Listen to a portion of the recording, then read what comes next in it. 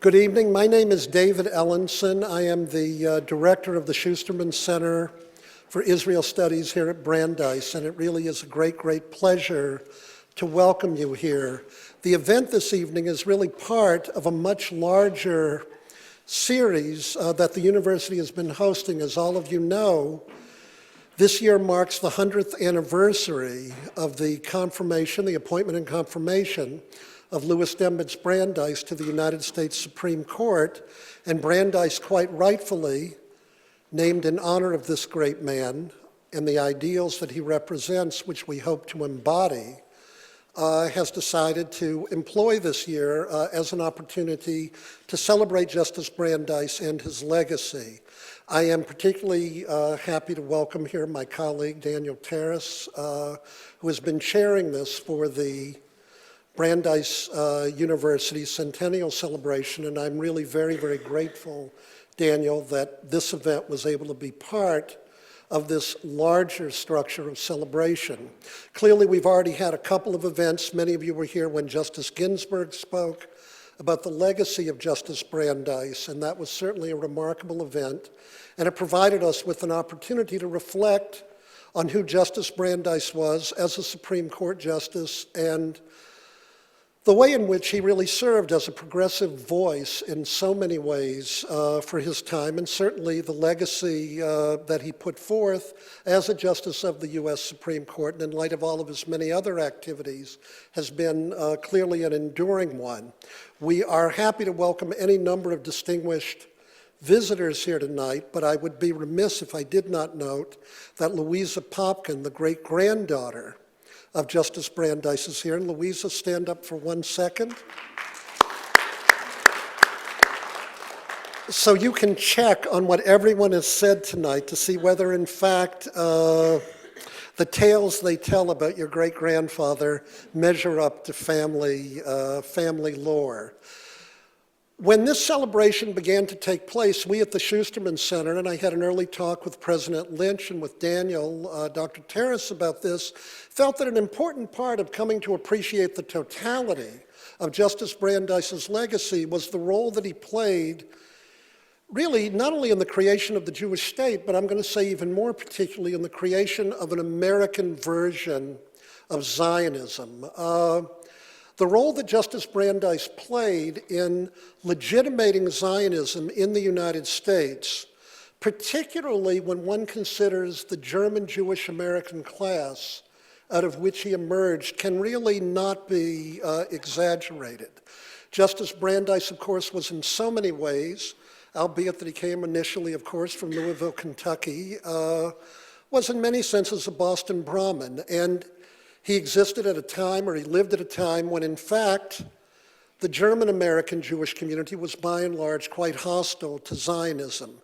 His decision to make himself informed about Zionism and the leadership role that he played, and that will be discussed tonight in the context of his progressive politics and the larger issues that confronted the American Jewish community at this time, were really seminal in the development of Zionism and the role that American Jews took in relationship to Zionism. After Justice Brandeis adopted his stance towards Zionism, it became quite difficult for those people who were opposed to the nascent movement of Jewish nationalism at the turn of the 20th century to claim that American Jews who supported Jewish nationalism, the rebirth of the Jewish people as a nation state in the land of Israel, were guilty of dual loyalty.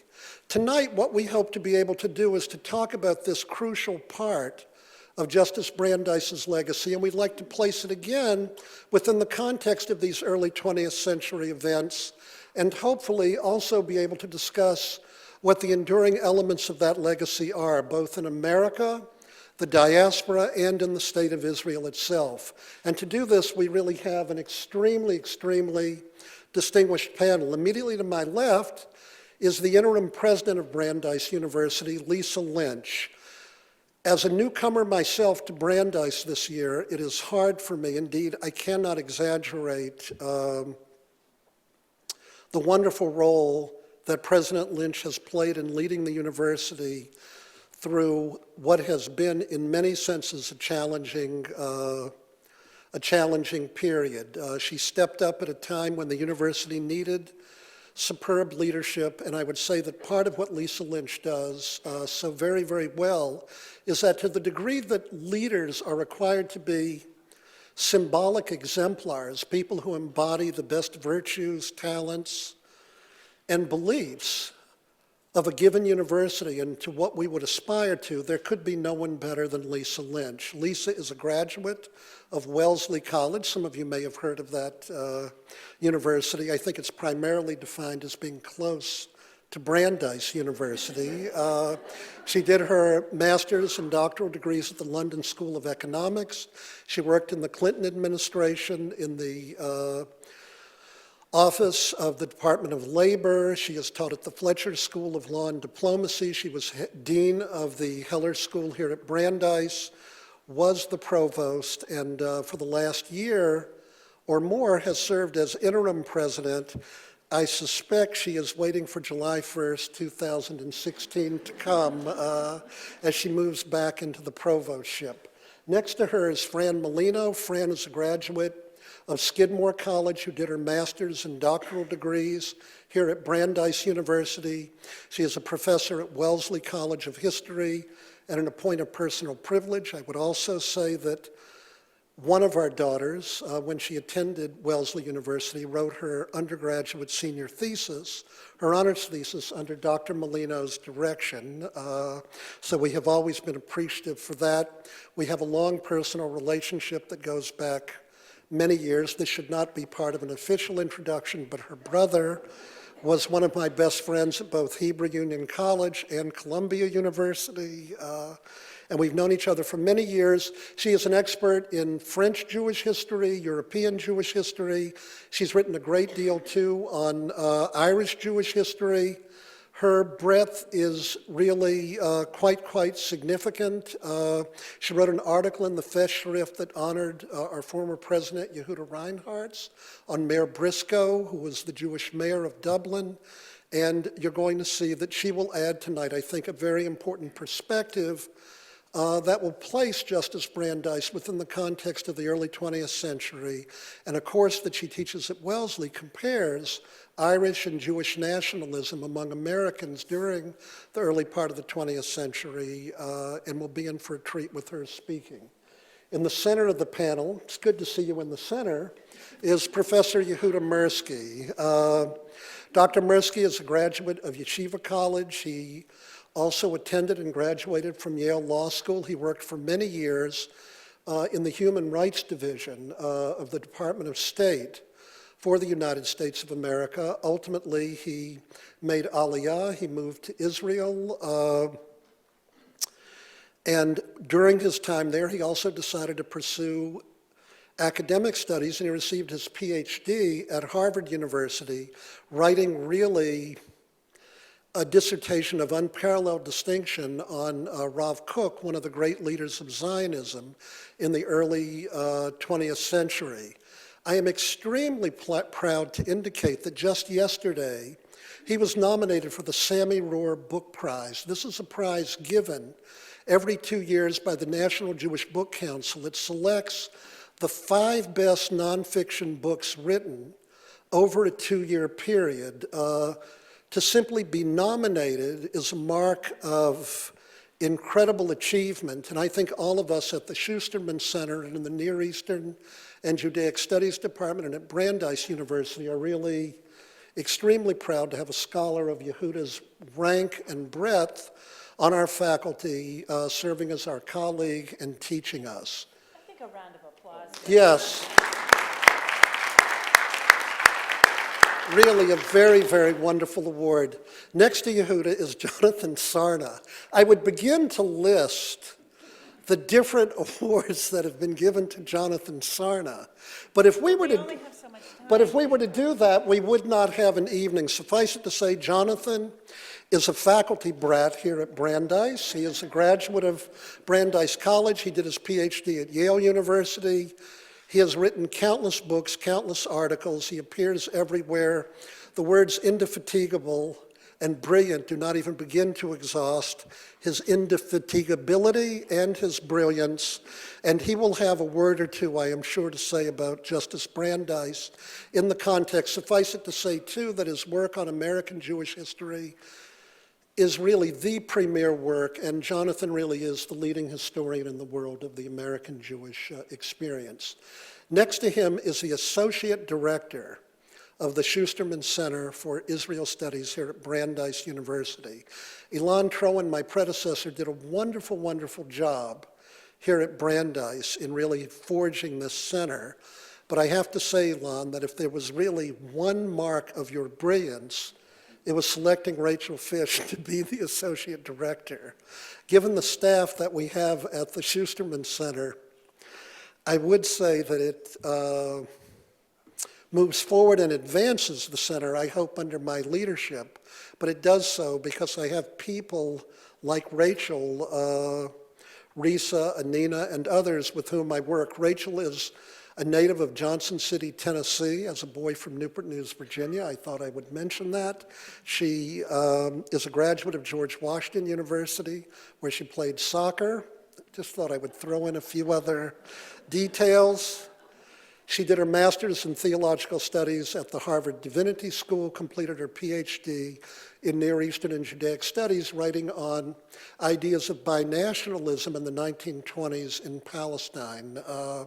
She is a tremendous administrator, a person with extremely deep insights about the nature of the American experience in relationship to Israel as well as Israel itself during that period. And we really look forward, all of us tonight, eagerly to listening to all of you discuss Justice Brandeis and the legacy that he leaves us in relationship to Israel and Zionism. So I now turn it over to our moderator, President Lynch.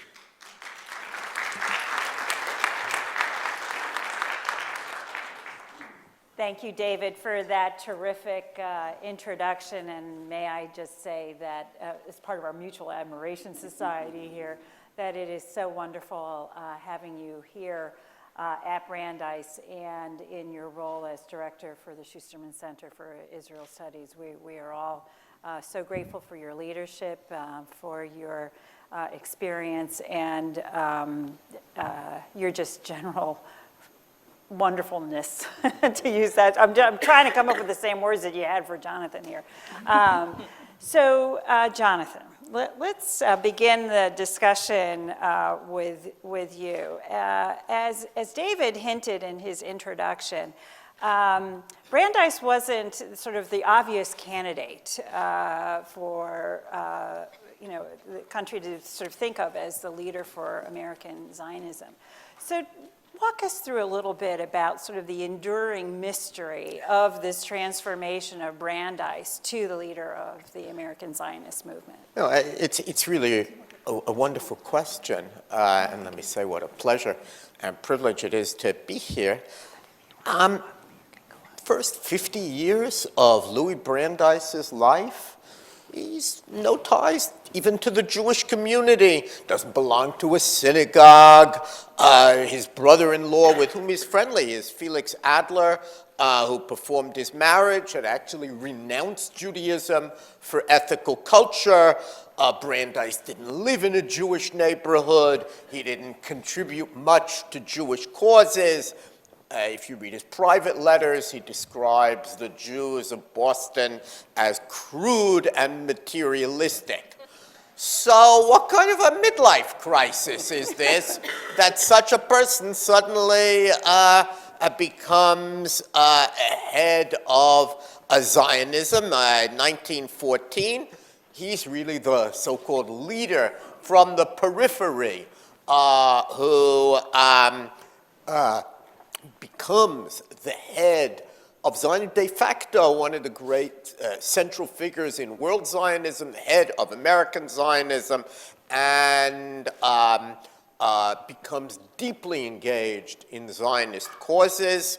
and remained passionately involved, really, for the rest of his life. It also becomes a central focus of his personal philanthropy, about $1.6 million in the days when that was real money. I take he it today. gives, he gives to Zionist causes. So, what accounts for this remarkable conversion?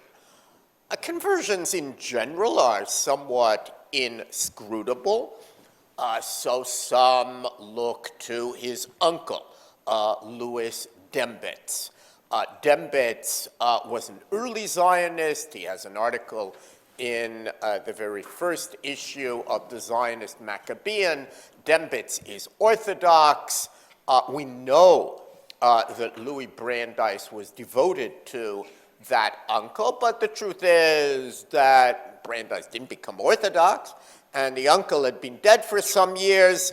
How does that really account for the conversion? It accounts for his middle name, which he took after that uncle, Brandeis, but it doesn't account for the conversion.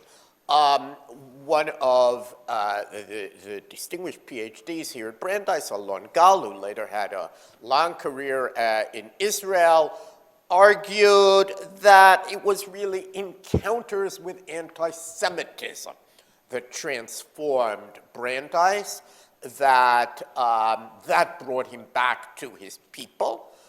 As Melyarovsky points out, that's hard to justify from the papers of Brandeis. He's not always complaining about anti-Semitism this, anti-Semitism that. On the contrary, here's a man who's become nationally famous and took on the President of the United States, William Howard Taft. So that theory is difficult. Brandeis himself points to his involvement suddenly with East European Jews after a great strike, the great cloakmakers' strike in 1910. Brandeis is called in to help mediate. He and the other great Jewish lawyer, there are two great Jewish lawyers named Louis, both born in the same year, Louis Brandeis and Louis Marshall. They didn't like each other that much, but both remarkable. And both of them are involved. And Brandeis is very impressed with these East European Jews whom he's met for the first time, and he argued they helped to bring him back to his people because here are these strikers, and they're referring to the prophets, and they're talking about social justice ideals of Judaism, and Brandeis says, these were ideals I subscribed to. I didn't know that they were in these Jewish sources. But I also think that we need to look at the context of the time. This is the eve of World War I. This is a great humanitarian crisis, in many ways akin to what we are seeing on television now from the Middle East. Hundreds of thousands of Jewish refugees with the outbreak of World War I. Their villages have been destroyed. They have nowhere to go. Brandeis had a sense over and over. You have a crisis. You need a solution. And to his mind, Zionism offers a practical means of solving that problem. Clearly, all of those refugees could not come to the United States, which everybody saw was becoming more and more nativist, putting up more and more, dare I say, walls against immigrants. America can't accept them. Where will they go? Zionism is that solution. Brandeis is close to Woodrow Wilson. Wilson is talking about the American dream and how it should be spread outward. And in a way, that's what Zionism is. We're going to take that American dream and create a kind of American-inspired Zion. And that brings him really to the movement when he's appointed, nobody assumed that he would be more than a figurehead, and astonishingly, he jumps in and barnstorms the country, and as David said, he redefines Zionism, meaning he doesn't use the European terms, which never would have succeeded in America. He doesn't attack diaspora countries. He argues that Zionism is the most American of movements. The Zionists are our Jewish pilgrim fathers, he says. Democracy and social justice and liberty. That's Brandeis's Zionism. And then he turns past wisdom on his head. To be a Zionist, says he, is to be a better American. To be good Americans, we must be better Jews, and to be better Jews, we must become Zionists. Now, I don't know if that syllogism would pass muster with the philosophy department, but Jewish masses found it immensely powerful, and it negated the earlier claim that Zionism is dangerous and un-American, and he then takes that Zionism and argues that we will create in Zion a commonwealth, note that American term, which makes its way into the Balfour Declaration and to his conception of Zionism.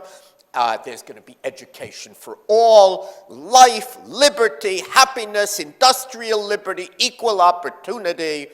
Indeed, to his mind, they are going to shape a country in which all is possible, which we had pictured to ourselves as desirable.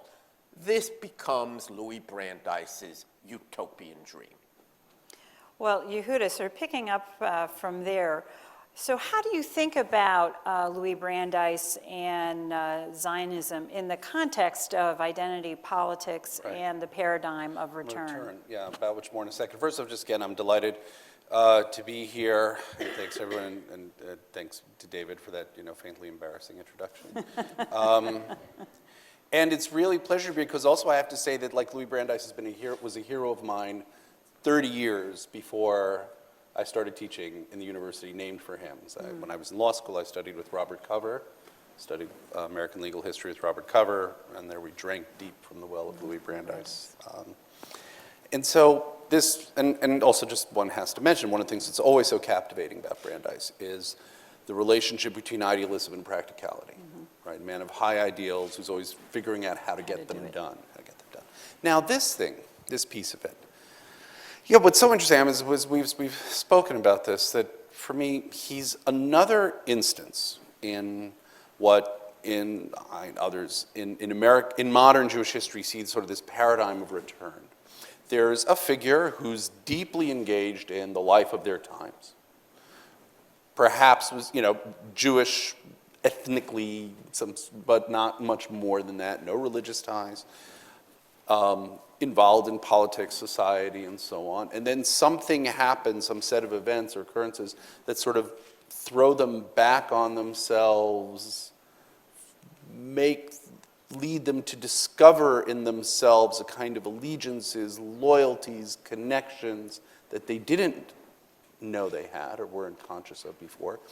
They choose to act on it. Return, but in some cases, like is for Louis Brandeis' case, there's nothing to return to, because it's not like, unlike so many of these East European Zionists who, left the world of their fathers, right, and then sort of eventually find some way back. But part of this very modern form of return is that he doesn't just put on a yarmulke, go to a synagogue, and become a religious Jew. It's not a simple return to a tradition. Sort of they re-engage with their Jewishness and then refashion it. So Theodor Herzl, right, the founding father of Zionism, is a premier example of that, of course, right? This Viennese playwright who, for a variety of reasons, but most profoundly He was largely deracinated. Herzl, not entirely as deracinated as people think, it seems, but largely. But the experience of anti-Semitism, the inability of the liberal nation state to contain anti-Semitism, indeed its seeming to breed it, forces him to construct this, leads him to construct this new idea of Jewish politics. Another example of the paradigm of return, not in a Zionist context at all, is the theologian Franz Rosenzweig. Right, sort of this great example of somebody who's deeply engaged with the intellectual life of his times, finds himself thrown back on his Jewishness and reconfigures it. And indeed, some of Rosenzweig's disciples were among the founders of Brandeis University. And then Louis Brandeis himself. And this contact with the garment strike in 1910, also speaking of Inyane Dioma, the matters of the day, one of the people with whom he was in contact was Meyer London, who was the first socialist congressman. Turns out there was another one who was, it's amazing to me, I remember these old Yiddish socialists that I grew up with, and turns out one of them was cryogenically preserved in the snows of Burlington. It's just, at any rate, so there's something about this encounter with these East European, as Juravsky in his biography has this wonderful description of sort of everybody in the room in these labor negotiations, they're arguing with one another in Yiddish, and they're arguing about philosophy, and they're arguing about socialism, they're quoting the Bible at one another, and he didn't know Yiddish, but he knew German. And so that's one piece of it, and I think, Jonathan, it's marvelous also bringing out the humanitarian dimension here. But there's also another element, and crucial here is Brandeis' friendship with his student and then younger colleague Horace Callan, right? A student at Harvard, and then philosopher, deeply influenced by William James and James' notions of pluralism, metaphysical, and in Callan and in correspondence with Brandeis working out this position, they developed this idea that Americanness, the American idea, thought through to its deepest intentions, will yield a broader and richer harvest of what we call identity, of meaningful belonging that goes well beyond the social, ethnic parameters of the Protestant elite that had established America. And that the American idea itself is about pluralism, right? And Horace Callan is the one who develops the idea in the American context of cultural pluralism, while in part thinking about their Zionism. I mean, and it's not even, I think it's like so many of these things, it's not even a program that they're coming up with in a seminar room. But it's a matter of activist thinkers explaining themselves to themselves. Here I am, Louis Brandeis from Louisville. How is it that I'm so drawn to this? How is it that I find myself in this, and yet I do? But he does it in a distinctively American way. He fashions a distinctively American Zionism. The liberal elements in Zionism are already there with Theodor Herzl, right? In the World Zionist Organization, women get the right to vote a long time before they do in the United States of America. And yet, Brandeis articulates this deeply American Zionism, where, first and foremost, Zionism is about freedom, it's about democracy, it's about establishing a small democracy untainted by the curse of bigness that he sees taking over America at the turn of the century. These commonwealths, a laboratory of democracy. And yet, the irony, of course, is that it's a cult, so there's an element here of celebrating a multiplicity of cultures, but of a distinctive kind. The ironic point is that he doesn't connect to the cultural Zionism of the Zionist movement, right? He's kindled by these East Europeans, but he never quite shares their cultural pathos, their cultural drama, their sense that Zionism is itself a revolt against Jewish history. Because in some ways, he's beyond it, because he grew up after and so eventually what leads to his break with the Zionist movement after World War I, with Chaim Weizmann. I mean, there's all kinds of organizational issues. What's so interesting that in 1921, he formally leaves the Zionist movement. The specific point of contention, this is the last thing I'll for now, the specific point of contention is the creation of the Keren HaYesod, a kind of national fund that Weizmann wants to create. And there's two things about this fund that drive Brandeis crazy, and they speak very much to the man. One is that it was a fund in which, in good Zionist practice, down to the present, the accounting and the bookkeeping was by design not going to be the most punctilious, which, of course, is a man whose slogan for Zionism was men, money, disciplines. That drove him out of his mind. But the second was the funding choices coming out of a cultural program of Zionism. What do I mean? For Louis Brandeis, why spending money on funding a literary periodical instead of buying an extra ton of mosquito netting made absolutely no sense. Whereas for these cultural Zionists, it's very much of a piece. And so he creates a new kind of Zionism. He creates a distinctively American Zionism, and much of American Zionism and support for Israel runs to this day on the tracks laid down by Louis Brandeis. And it's about celebration of culture, but ironically enough, not the cultural revolution that the Zionists themselves, the majority of the Zionists themselves, were talking about. Thank you for that. We're going to return to this issue of sort of the clash of the heroes between Weizmann and Brandeis. But Fran, just as we're sort of widening out a little bit our sort of understanding of Brandeis, in your work on Jewish identity and Irish nationalism, you use this comparative lens to examine the construction of identity.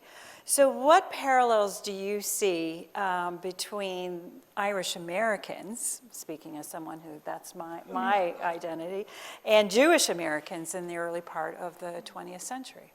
Thank you, Lisa. Well, can I shift the question a little bit Sure. in the beginning and talk briefly about the parallels that I see Brandeis making? So Okay, even better. between Irish Americans, Jewish American Zionism, and Irish nationalism. And before I do this, I wanted to share with you a short tale. A number of years ago, David referred to the fact that I taught a course on Irish nationalism and Zionism, comparative perspective. And a few years ago, I proposed this course to my history department, and the members of the department were reluctant to have me teach this course because one member of the department said mixed marriages don't work. And had I, at the time, remembered Brandeis's pamphlet titled The Jewish Problem and How to Solve It, I would have found precedent for teaching this course. And forgive me, Ben Halpern, who was my thesis advisor, a beloved professor here at Brandeis, because he had us read that pamphlet, and I should have remembered. And he would have provided me the precedent I needed. And as I was preparing some thoughts on what I was going to say this evening, I thought that perhaps he also provided me, although I wasn't consciously aware of it, the inspiration for this course. Because it's in this pamphlet, The Jewish Problem and How to Solve It, Brandeis himself establishes the parallels between Irish nationalism and Zionism. So that's what I'm going to talk about briefly, and we may not come back to the questions about Irish nationalism, so I'll probably maybe talk a minute or two longer just to set the stage. So what did Brandeis say about the Irish, and why bring in the Irish at all on an essay on the Jewish problem? Well, let me read to you just a couple of sentences, and then I will take you through what I see as the parallels he was drawing between these two movements, and drawing them at a very particular moment in time. He wouldn't have drawn these parallels earlier, and 3 years later, he wouldn't have drawn these parallels. So it was a very specific moment in time that he was drawing these parallels. So he writes in this pamphlet, Zionism seeks to establish in Palestine a legally secured home where Jews may live together and lead a Jewish life, Jonathan already quoted this, where they may expect ultimately to constitute a majority of the population, and this is the important part for the Irish connection, and may look forward to what we should call home rule. And then he goes on a few paragraphs later, and he says, every Irish American who contributed toward advancing home rule was a better man and a better American for the sacrifice he made.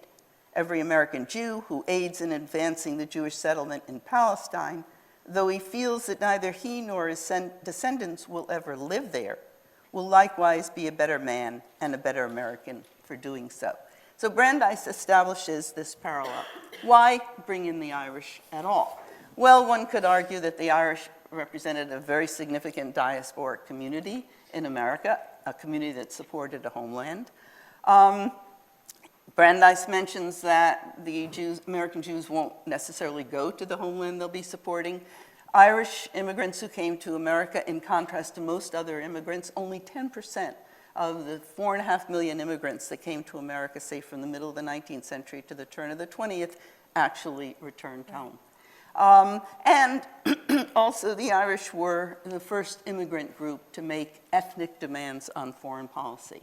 So these may have been some of the reasons he brought them in, but I'd like to make another argument, which is that Brandeis very specifically applied the term home rule to the Jews' aspiration for a homeland. And not only did he apply the term home rule to what the Zionists were seeking, but I think that he saw in the impact of home rule on Irish Americans, the impact of the home rule movement on Irish Americans, he saw a parallel salutary impact on American Jews. So let me just tell you very briefly in a couple of sentences, what was this home rule movement? Home rule meant, at the time that Brandeis was writing the pamphlet, home rule meant an independent parliament for Ireland. Ireland had had a parliament, but when Ireland became a colony, and I'll use the terms very purposely, colony of England in 1800, the parliament was dissolved. So home rule meant a parliament for Ireland. And although the home rule movement had had leaders up until the end of the 19th century, the leadership really became most prominent in the hands of Charles Stewart Parnell. And it was Parnell who rescued home rule and Irish constitutional nationalism from the ashes. And Parnell was such an important figure that Herzl in his diary wrote, "I would like to be the Charles Stewart Parnell of the Jewish people." So Parnell was a known figure to the Zionists. And indeed, Parnell came to America in 1879. He met with President Hayes. He addressed Congress. He spoke in more than 62 cities in the United States. And he came to raise funds for the Irish in America and also to get the support from the Irish for home rule, Irish Americans for home rule. Irish Americans were radical Republicans, and they thought they would get Parnell to do their bidding before they gave him any money. And when Parnell left, he had the money, and Irish Americans had abandoned their commitment to the Republic and were supporting Parnell and home rule. So home rule was a very popular movement at the end of the 19th century. Just 1 year before Brandeis wrote this pamphlet, in 1914, Brandeis wrote the pamphlet in 1915, the British passed home rule for Ireland. And that meant Ireland would cease to be a colony and it would have its own parliament. And it also meant that Ireland would have autonomy except for international affairs, which it wouldn't. But finally and importantly, it was passed but not implemented because of the First World War. And the British were afraid that the Protestants in the North who were against it would cause problems. So they passed it, but would implement it in a calmer time. There is no doubt that home rule provided the Irish in America with pride and with dignity, and as they wrote, with a sense that Americans would now respect them because they weren't coming from a colony, they had their own homeland. And I would argue that Brandeis saw Zionism providing precisely that same pride and dignity to American Jews, and that he also saw Zionism as an antidote to the demoralization that he observed among American Jews. And to end this point, Brandeis writes, "We have also an immediate and more pressing duty in the performance of which Zionism alone seems capable of affording effective aid." Forgive me, I've been nursing a cold for a month. "We must protect America and ourselves from demoralization, which has to some extent already set in among American Jews." I could go on with a number of other parallels. Let me just throw out that Michael Davitt a supporter of Parnell and head of the Irish Land League, and well known to Americans, was sent by the Hearst papers in America to the Pale of Settlement right after the Kishinev pogroms. And he wrote a brilliant book titled Within the Pale, The True Story of Anti-Semitic Persecutions in Russia. And David himself in this book declares that he has become a Zionist. And David was working hand in hand with Parnell. So there were many connections that Brandeis was making. I will not go into any more now, but I can if you have any questions. So I'd like to conclude with a brief description of Brandeis that Robert Briscoe provides us. Robert Briscoe was as Lisa said, the Jewish Lord Mayor of Dublin. He was an ardent Zionist, a supporter of Jabotinsky. In fact, it was Briscoe that taught Jabotinsky guerrilla warfare. Briscoe had come to the United States in 1939 because he was hoping to convince Roosevelt to convince the British to let 1 million Jewish refugees into Palestine. And so Briscoe met with Brandeis, and it's a very poignant description, but it also helps us understand why Brandeis, in seeing home rule, the Irish home rule movement, as a model for Zionism, it was only for a particular moment in time. So I'll read to you this very brief description and poignant description of Brandeis. Justice Brandeis was as delicate as Frankfurter had said, but his mind had lost none of its penetration. He questioned me acutely on the physical force movement of Irgun. Briscoe was a supporter, obviously, of Irgun and Jabotinsky, and the illegal shipping of human beings to Palestine. I told him of my fears for European Jewry, and of course Briscoe was quite right, and my hopes of influencing President Roosevelt to pressure England. When I had finished, Mr. Brandeis said, "I am sorry, but I cannot go along with you. I do not agree with your ideas, nor can I approve of the things you are doing." It was a great blow to me that I had made no impression on this wonderful old gentleman. He must have seen the distress and sorrow in my face, for he said very kindly, "Anyway, let's have a cup of tea." Mrs. Brandeis brought the tea, and we chatted for perhaps half an hour more. He told her some of the things I said, restating my arguments in a brilliant and accurate summation. When the time came for me to leave, he said, "I am against you because I am an old man and have seen too much of bloodshed and violence and fair hopes befouled by the fog of war. But if I were a young man like you, I would be with you, talking as you have talked, doing exactly what you are trying to do. Will you then wish me luck?" I asked.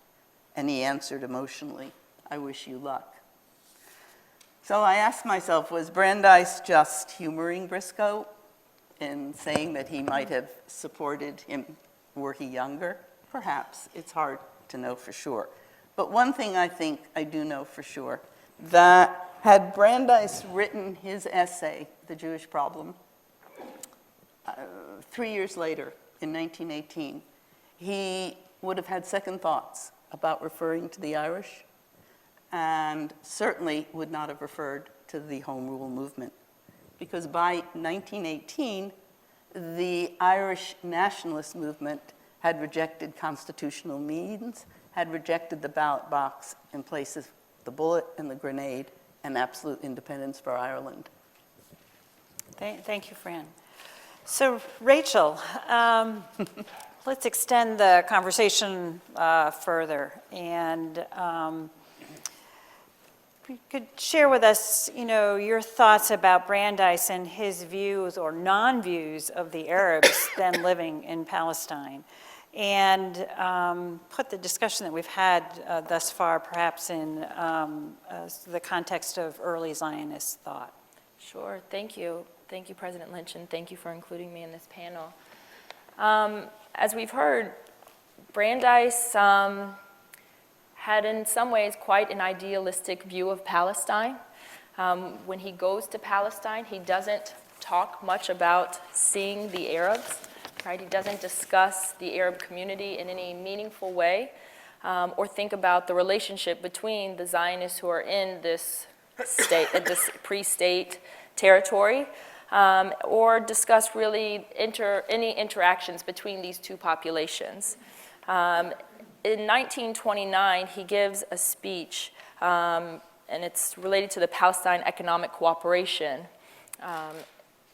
organization, and the discussion around how American Jews ought to be providing support to the Zionists in Palestine. And during this time, there are Arab-Jewish riots taking place in 1929. And Brandeis expresses specifically his concern over the violence, but at the same time, in the following sentence, he outwardly expresses his support specifically for the Zionist chalutzim, the pioneers, strongly supporting the claims from the Balfour Declaration to create a Jewish state. He doesn't reference the second component of, or just, a Jewish homeland. And Brandeis calls for a defense by the Zionists in order to create the Shomrim and advance the Shomrim, the police, the Jewish police. He, in some ways, romanticizes who these police are, in some ways, the defense that they are providing, and doesn't take into consideration the perhaps tenuous stress that is emerging on the ground and the future consequences or implications that these lack of positive interactions are having. He encourages aliyah, not necessarily from the American Zionists, but from Jews living beyond America. But again, coming from places of progressive values, which he sees Zionism as the heart of expressing and emphasizing those values, not because of what I would term a sense of crisis Zionism, right, a sense of anti-Semitism necessarily. But in this laboratory of democracy that he's envisioning, the population of the Arabs does not really register in this equation. It's not a point of discussion for him. And I would put this in a context in terms of understanding political Zionists and cultural spiritual Zionists during the Zionist thought taking place in that period of the Yishuv in the 19-teens and 20 period. So as we heard of this beautiful statement by Professor Mirsky regarding the praxis and the idealism that Brandeis attempted to merge or showed the nexus between. In this case, he's much more focused on the praxis of how Jews and the Zionists ought to be engaged in nation building, the potential nation building, and the reclamation of a Jewish sovereignty in this territory. Whereas the cultural, which falls in line with many of the political Zionists of the time. And this is in contrast to the cultural spiritual Zionists that Professor Mirsky mentioned, followers of Ahad Ha'am and Martin Buber and people that we know in the American context as well, like Judah Magnus, who becomes the president of Hebrew University. But these individuals are very concerned about Zionism becoming a narrow, chauvinistic nationalist movement, which Brandeis does not discuss in those terms. They proclaim that Zionism ought to be universalistic in some ways. And for Brandeis, he doesn't, and for them, for the cultural spiritual Zionists, the biggest question, rather than the praxis question, is the question of the Arabs, right? As Yitzhak Epstein refers to it in 1908 as the hidden question. And this is the question that's prioritized from the cultural spiritual Zionist perspective in terms of how the Zionists ought to be engaging with and interacting with this population, because ultimately it will become the crux of how this nation state either survives or does not, or fails. And Brandeis does not touch that. He doesn't touch that conversation, and one has to imagine that he understood that this other population was in the midst of the Zionist population, and for someone who does focus on the universal, democratic, progressive values, the Arabs don't appear in that equation. Maybe we could, I'm going to open up, there's some questions out for the panel as a whole to react to. And I want to return, Yehudah, to conversation you began about, Ben Halpern's phrase, the clash of the heroes between Chaim Weizmann and Louis Brandeis and their respective views and vision of Zionism. So what was the core of that debate for those in the room who are not quite familiar with it? And let's start speculating as opposed to sort of talking about what we know of the time. What do you think would have happened if Brandeis had won that debate? Oh, Lord. How Brandeis had won? It's hard to imagine. We get to take out our crystal balls. But I do, actually, before I do that, I do want to sort of say a moment about the little, I think in some ways I agree with you, in some ways I don't. I think for Brandeis and for so many of these, Franz helpfully called attention to the shifts in external political events and how they affect people's political views. So when Brandeis is coming to Zionism, like anybody who's coming to Zionism before World War I, is assuming on the Ottoman Empire being around. And whatever Jews manage to achieve in Palestine will be under the aegis of or by scrambling with. And the meaning of nationalism changes, and the meaning of national claims change after World War I. From the get-go, perhaps, one might say in retrospect naively, but relative, and certainly relative to other Zionists, he's very forthright about talking about equal rights for everyone in any putative Jewish commonwealth. He, again, perhaps naively, but genuinely also it has to do with people's sense of what Palestinian nationalism is, and does it exist in their eyes as opposed to the inhabitants of the land.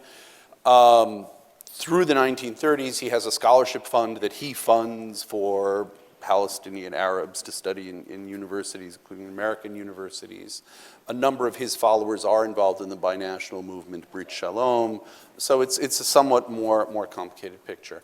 Now, had Brandeis managed to retain, again, his arguments about Chaim Weizmann, in part, just personally, they didn't quite get along. Very different. Sort of this person coming from Europe to the States. This person coming from Eastern Europe, with all the, in some ways, it's a sharper version of a line running in Zionism between Western Europe and Eastern Europe, right? By the way, just bracketing for a moment the whole question of Zionism's relationship to Middle Eastern and North African Jewry, which is a whole another subject. Also a complicated subject, like what is it? But for Herzl and many Western European Zionists, again, Zionism is, political Zionism is born in Western Europe, and Zionism let's backtrack, right? For Achad Am, in this classic 1897 essay on the Jewish state and the Jewish problem, what is the problem of the Jews? What is the Jewish problem that Zionism is coming to answer? This is twofold. It's political and it's cultural, right? And Herzl is very focused on the political. That's part of Achad Am's criticism of him. And Eastern European Jews, on the one hand, there's the cultural dimension, and at the same time, the imperatives, sort of the demographic heft, the moral, the ground is burning underneath their feet more than it is for Jews in Western Europe. And so there's different sets of, for Brandeis, the most important thing, again, I'm curious to hear what Professor Sarna says, is to build in Palestine an orderly, disciplined, highly planned kind of society, and picking the best. Brandeis becomes more of an advocate of mass immigration in the 1930s, but before that, he wants only the best people to be going there, to build these kinds of model communities, to build the laboratory of democracy. And he doesn't see Zionism as a mass movement in that kind of way, the way Chaim Weizmann does. Those are, and as I mentioned earlier, the flashpoint is the creation of this fund, which is going to violate his sense of how things properly ought to work, and also the funding priorities speaking to cultural issues that don't speak to him. I'm curious what. Jonathan? Certainly at the time, people think this is a battle between what they call Washington and Pinsk. And that does, in some ways, highlight cultural differences. But one should not, I think, underestimate, really, the approaches to money that distinguish these two men. Remember, Brandeis in the United States has just been through the Pinchot-Ballinger affair, where he's the central lawyer. And he's very concerned about fiscal probity. After all, he's just indicted the President of the United States in some ways for not being straight and narrow. And here he sees a plan for the Jewish agency, which to his mind violates a cardinal sin. It mixes investment money and philanthropic money together in one great big Jewish agency pot with the money going who knows where. To Brandeis, this just suggested everything that he thought was wrong about fiscal management. Nothing is more important to Brandeis than the stewardship of money. We have letters that he sent to your grandmother in which he wants every nickel accounted for. That to Brandeis was how he wanted his children to manage money. That's how he managed money. That's how he thought government should manage money. It is a stewardship view of money that is responsible and that one could probably trace back in Central Europe to attitudes towards money that were born there. Weizmann, on the other hand, has an instrumental view of money. Money's value is what you do with it. It's not very important that you account for every nickel. What's important is that you do good things, like a Rebbe. A Hasidic Rebbe gets money from all sorts of places, and he does good things with it. But if you asked him exactly to account for where the money went, he'd be totally unable to do it. What's important is that he did good things with the money. And by the way, if such people, the one a steward of money and the other instrumental view of money, get married, they soon get divorced. The totally incompatible approaches.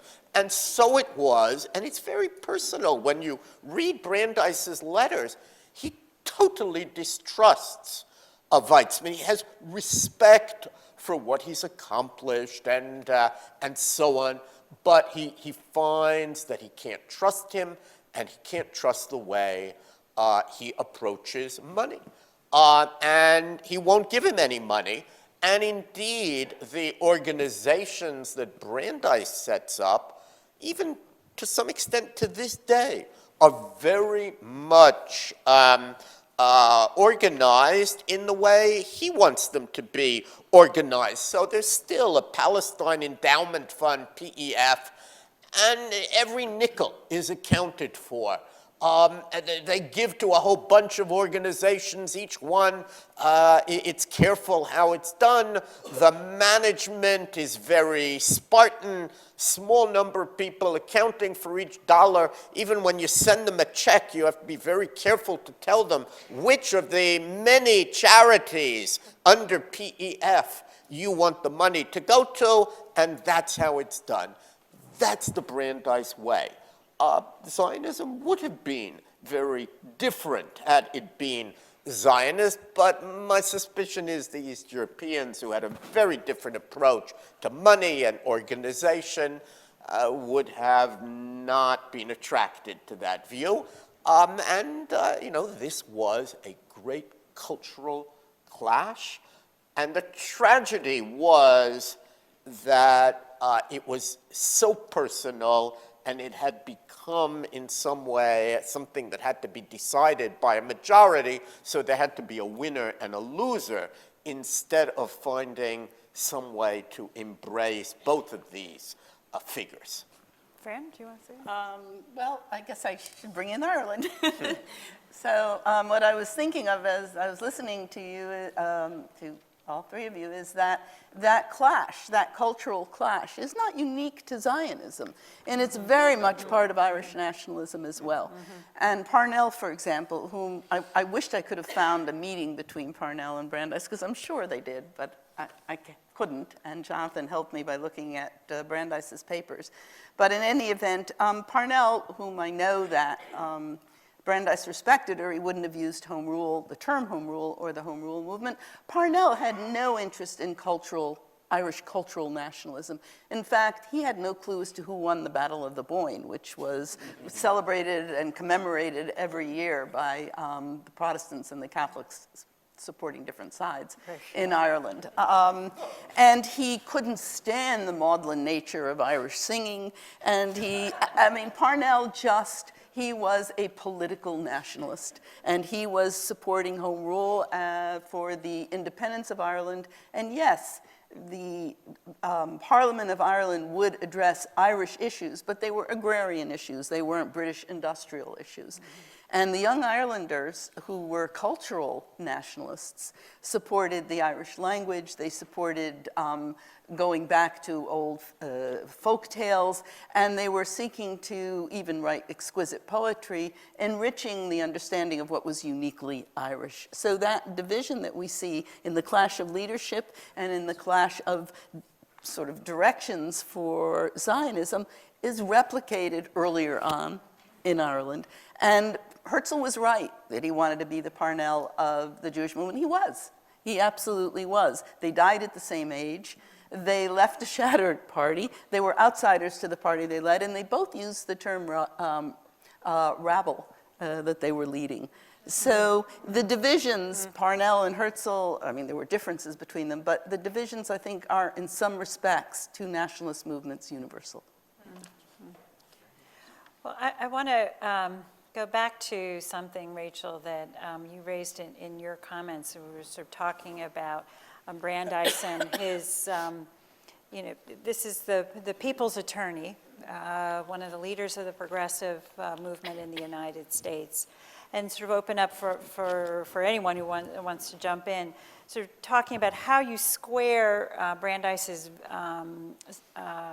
role as being a leader of the American Zionist movement, his commitment, his progressive commitment to social justice, and then more generally how Zionism was viewed within the progressive social movement at that time. So. Well, look, I really defer to these two men here. This is not my area of expertise. What I would say only, and then I would ask that they jump in, is that within American Zionism, it's not a monolithic voice either, right? There are divergent perspectives as well, and the claims that are being made by Brandeis are not all agreed upon by other American leadership, particularly some religious leadership at the time.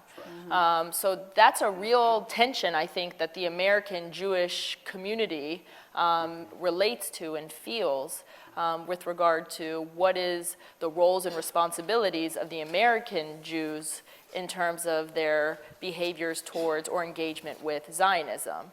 And also, just to build on the binationalism component, it's very interesting because someone like Hans Kohn, who also has these Zionistic ideas, goes to Palestine, right, is part of Keren Kayemet LeYisrael, imagines, building this place. He eventually sees that it's not successful, comes to America, becomes a scholar of nationalism, but still wants to engage in being a Zionist, so he works with the American Jewish Committee to create scholarships for Hebrew University for Arabs living in the territory, right? So there is this sense of being, again, from the outside, and trying to engage in some sort of democratic, liberal, progressive values that we, especially in America, feel very close to. So on the one hand, it's easy to find statements, and I agree with you, in which Brandeis speaks,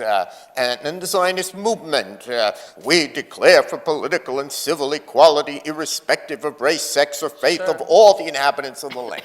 But if you read Brandeis's letters, and this is actually true of many of the American Zionists, it's perfectly clear that they view Zion through the prism of cowboys and Indians, Right. basically.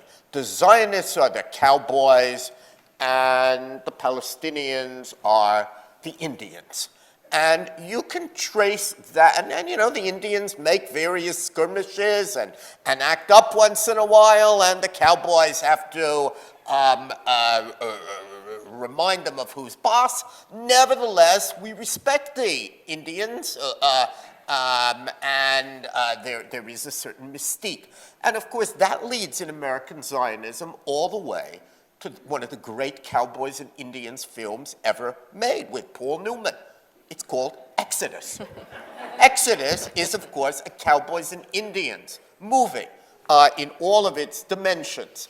And if you go then and look at how it's advertised, it's very much advertised in that form. And I think it accurately portrayed the world as it was viewed for a long time. We don't view it that way today, but it's perfectly understandable to my mind why Brandeis did view it in those terms, even as he wanted nothing more than to raise up those Indians and turn them into equal inhabitants of the land. And it is, I think, a remarkable document. Some of the idealistic documents. What I read to you was from something called the Pittsburgh Program in 1918 of the Zionist movement, not to be confused with the Pittsburgh Platform of Reform Judaism, which is a different year and entirely different. But this is, basically the most social justice kind of document you could imagine. Not just equality, but equality of opportunity. They have a kind of Henry George view of the land. The government is going to own it, and a cooperative principle is going to be applied, and free public instruction, all grades and departments of education, and so on and so forth.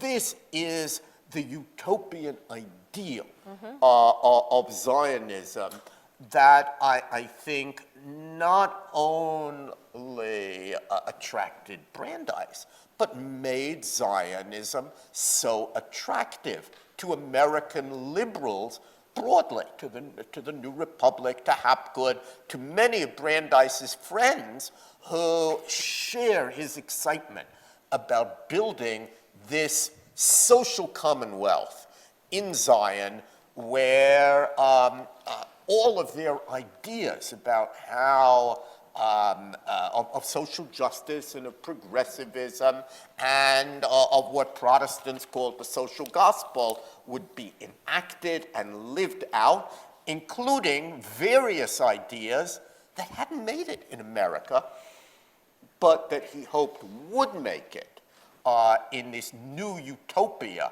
that would be created in the Middle East. And Brandeis, well into the 30s, he believes that it is a kind of utopia. He writes in astonishment when he heard there were criminals in Palestine and writes to Henrietta Zold, how can this be?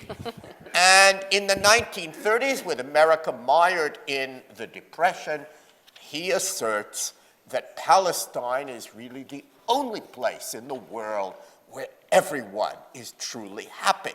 Now, that tells us more, I think, about Brandeis than about Palestine in the 1930s. This, to him, he once calls it, when he leaves after the fight with Weizmann and he loses, he talks about, he's like Cromwell, a kingdom of heaven is his goal. And kingdom of heaven is what he had in mind. Now, that's a fabulous way to attract people to a movement. Bernie Sanders also, we have to bring him in again, wants to create a kind of kingdom of heaven. I think he didn't have to deal with the messy realities, many of which occurred later, and others of which I think, and your story from Briscoe is so poignant, by the time he's getting old, he's not going to deal with those kinds of issues. The young Briscoe will have to deal with them. He's going to continue with that Zion that to his mind was so wonderful. He writes to his wife on his one visit to the place in 1919 that it reminds him, Ellenson is right, and it reminds him of California, but it's even better than California because it's small. I mean, this tells us again more about how Brandeis sees in Zion, which he's fallen in love with, everything that he thinks is right and true. And there's something very wonderful about that. And I don't think it just attracted Brandeis. I think it helps to explain why this movement that had maybe 15,000 supporters in all of the United States before Brandeis, in Brandeis's lifetime is going to have hundreds of thousands of supporters and is then going to win the commitment of the President of the United States. Fran or Yehudah? You want to- Well, I was just going to ask you, because American history is not my area of expertise, but certainly in that pamphlet, Brandeis says that there are no criminals in Palestine. He says that in the pamphlet. I in think they've now found 1915. one or two in recent years. But what was interesting is he was saying it then in contrast to what he was watching and observing in America among American Jews. So I would argue that this utopian view of Brandeis is also how are we going to deal with American Jewry, and how did they deal with Irish Americans and the criminality and the alcohol and all of that, and how are we going to deal with the American Jews and the criminals and the breakdown of the community as a result of having come to a foreign place and all that. So Brandeis has as his goal that he's rectifying the American Jewish population with this view of Zionism. So to find criminals there throws the whole thing off. Yehudah? I do think it's worth noting, especially because, it's so striking. Nowadays, to tell people that for decades on end, Zionism was sort of part and parcel of American liberalism. That this was just one of that this was just part of the repertoire of American progressivism nowadays sounds a bit jarring. So it's interesting to sort of understand how that was. And Brandeis was responsible. It was understood, right? And Brandeis played a key role to the formulation here. Remember, an ideal, at least as important for him as the smart management of money, was freedom. It's one of the reasons he so respected money was because it gives you freedom. And so he saw this in what he framed Zionism, and it seems to have spoken to him that way, as this quintessentially American idea of a persecuted minority trying to find a society in which they could live as free men and women. And creating it in this, and sort of in that coming together with his progressive ideals, with the laboratory of democracy, with creating, like a well-regulated economy, these Henry George ideas that the government owns everything. So I think a number of these themes of, sort of political liberal themes that are kindled to political liberalism, then come together with some of his progressive ideals that he's projecting onto there. And I think, like many people, the 1930s press in upon him. I mean, it's always helpful to remember that Zionism was not a consensus position in the Jewish world as a whole until after the Holocaust, of course. And through he dies before the worst of it. Right. But through the 1930s, he's increasingly concerned. He's frantically trying to work whatever contacts he has with Roosevelt to press the British to open up the gates of immigration. Because he sees that things are not going in good directions. And I think that the press of those events, it's almost like questions about the Palestinian Arabs of Palestine are rising, and at the same time that the pressure to find some place for Jews to go, because remember, right after 1924, America is harder to get into, almost like puts those issues on hold, and people are just desperate to try, and Brandeis is very involved in those efforts as well. Let me open it up to the audience. We have a microphone here. If people have some questions, I mean, what a panel. This is your chance to ask us.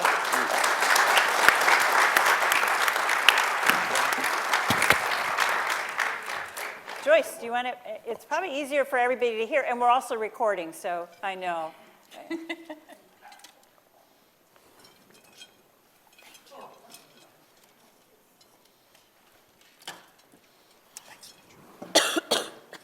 Thank you very much for a super panel. I'm Joyce Antler, American Studies program here at Brandeis.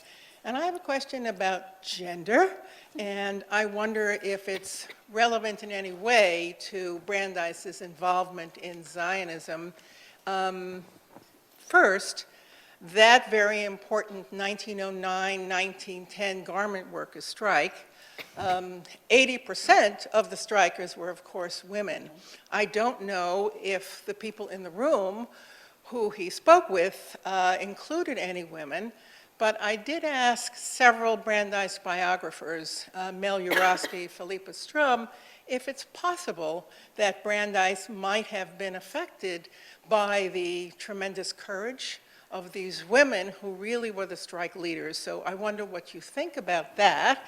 And then the second part is not the Eastern Europeans, but Henrietta Zold, who you mentioned. And I wonder what Brandeis thought of Zold, how influenced he was by her.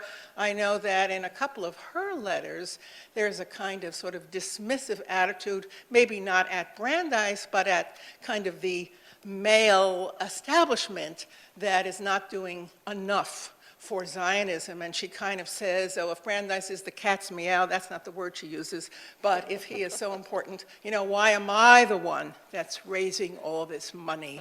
So, your thoughts?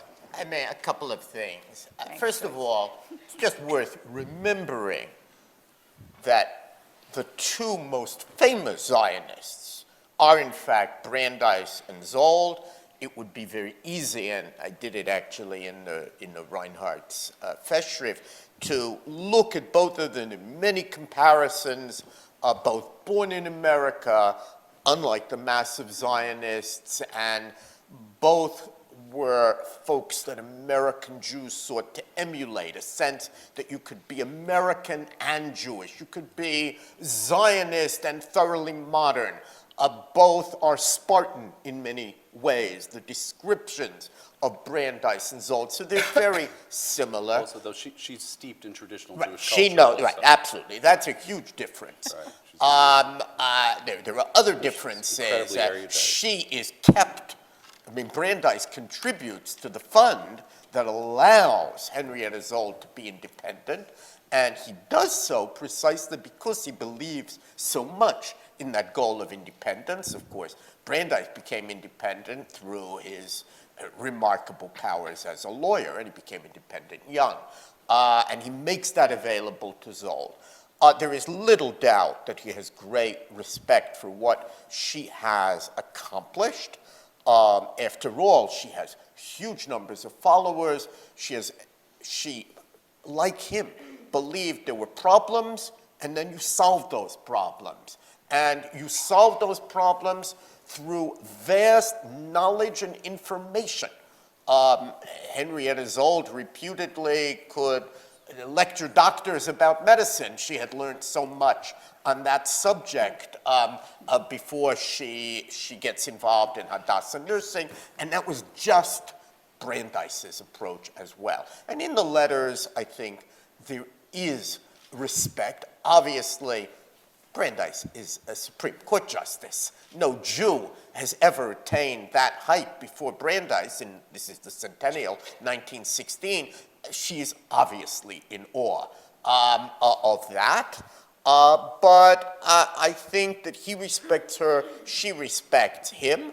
Of course, she's there and he's visited once for 10 days. So there is that difference, and one does have a sense, especially in some of the later letters, that she feels that he doesn't really understand what's going on, and that he set very high but unattainable ideals.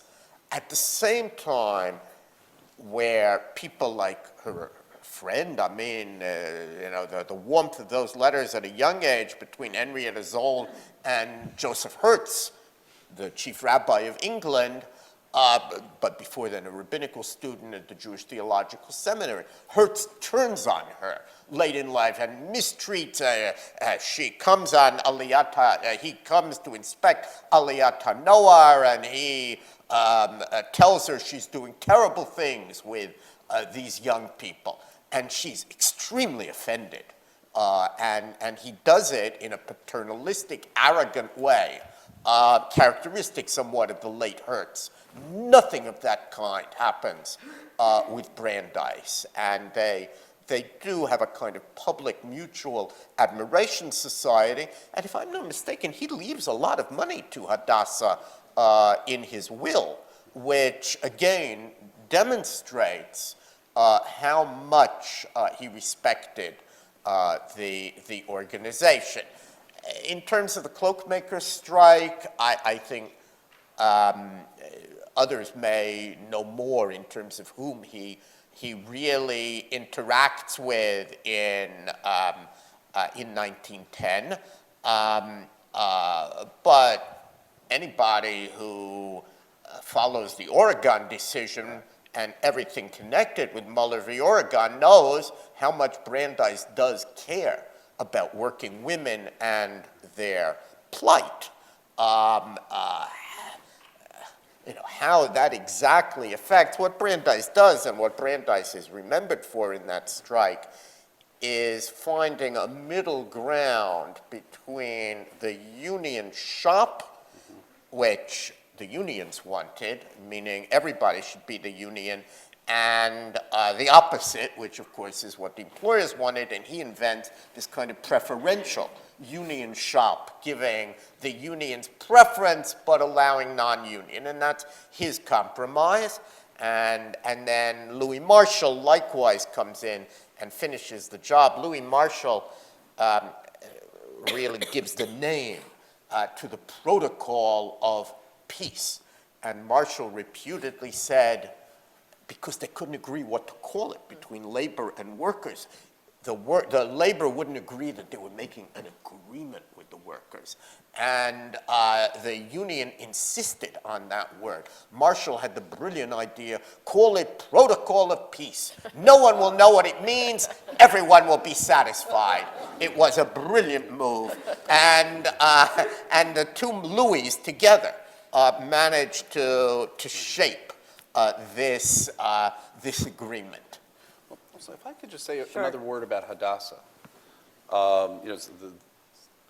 Of the various, first of all, Hadassah is an amazing story, right? I don't need to tell you, Joyce, like that how in American Jewish culture it's such a trope to make fun of like blue-haired Hadassah ladies. And this is an organization that just did amazing things.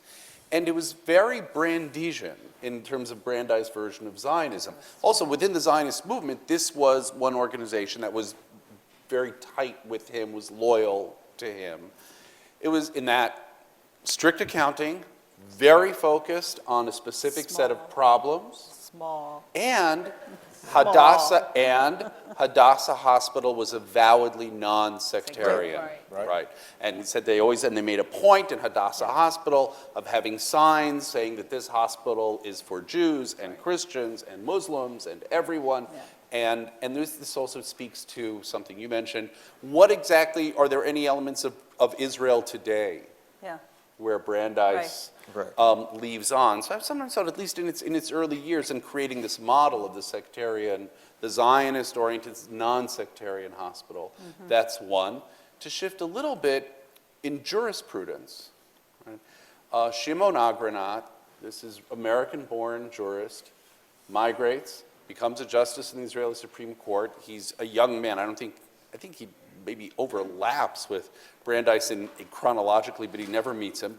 But he's an avowed latter-day disciple of Brandeis, sits on the Israeli Supreme Court, and incorporates American free speech doctrine into early Israeli, what we would call constitutional law in the 1950s. And he's doing it very deliberately as a disciple of Louis Brandeis's Brandeis. impact. So that's, Yeah. you know.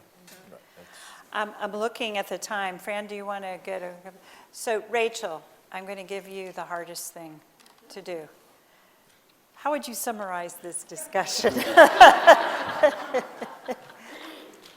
So on one foot, Yes. I think it is very, learning from other communities, such as in the case of the Irish. I think B, as we've heard both from Professor Sarna and Professor Mirsky, it's about how one interacts with practical, praxis, life, practitioner, institution building opportunities, but while retaining some of that idealism and that spirit.